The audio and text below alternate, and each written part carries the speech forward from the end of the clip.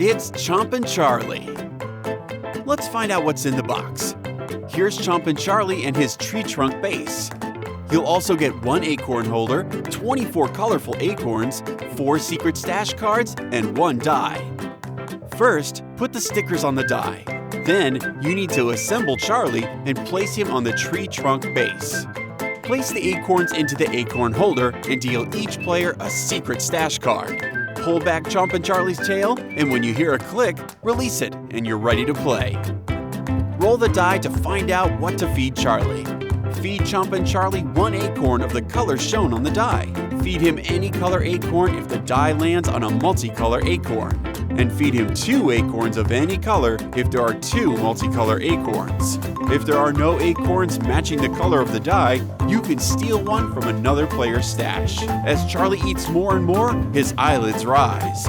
When they reach the top, he's ready to pop. Grab as many acorns as you can with only one hand. Be the fastest to fill your secret stash and shout acorns to win. Chompin Charlie from Goliath.